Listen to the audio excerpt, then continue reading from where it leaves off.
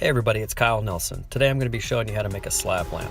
All you need is a chunk of wood, a lamp wiring kit from your hardware store, and an Edison light bulb. Now you could make it any shape that you want, but I like it to be a circle, so I found a can that was about the size that I wanted and traced around it with a pencil.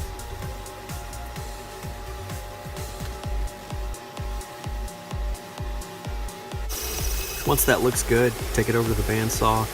I usually cut off the excess just in case I want to use that for something later, and then cut around the circle until I'm happy with the shape.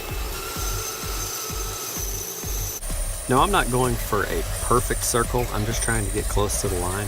This is a pretty rough piece of wood that I helped a buddy cut down a pecan tree a few years back, and so this is kind of a chainsawed chunk that's got the marks in it. I'm just going to leave those because I kind of like the rustic look to it.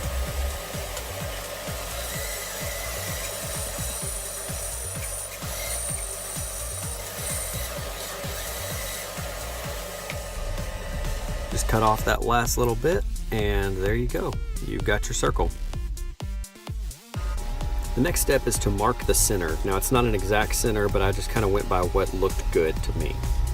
Now in a perfect world, I would have a Forstner bit that was the exact right size for my lamp socket, but I didn't have one and those are kind of expensive. So I took a hole cutting attachment for my drill, started with that. And then next I took just a straight bit to drill a hole all the way through, and you'll see why in a second. Next up, I took a spade bit that was about 1/4 of an inch smaller than my hole cutting attachment and put it in the center and drilled out the excess. Now there was a little tiny ring left around the inside, so I just took a chisel and popped it out just to get a reasonably clean bottom of that cut.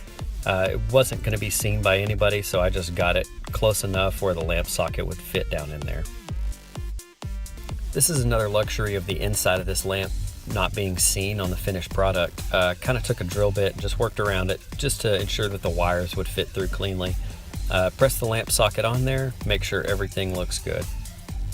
Next up, I take that same straight drill bit from earlier, drill into the side and meet up with my hole that was already there to feed the wires through.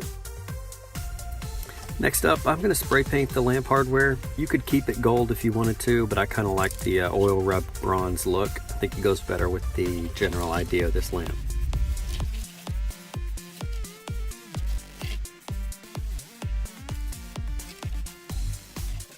While we're waiting for that to dry, it's time to feed the wires through. Now you feed them through the side hole first, but this is where that hole being drilled all the way through originally helps us out. I'm able to poke a screwdriver through and push those wires through the top and make it really a lot simpler than I expected it to be.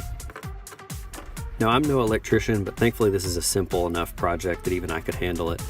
You just take the 2 wires, they're designated based on the instructions that come with the lamp kit, one on the silver screw, one on the gold screw, and you're good to go.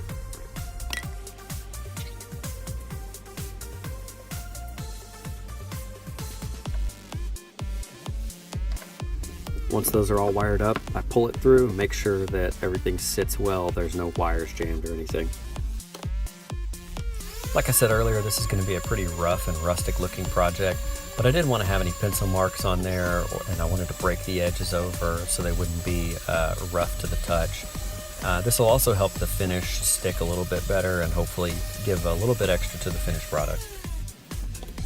Once I was happy with the level of sanding, I took out some 2-part 5-minute epoxy from the hardware store, mixed it up and spread it around the hole and also the base of the lamp socket so that it would stay in place.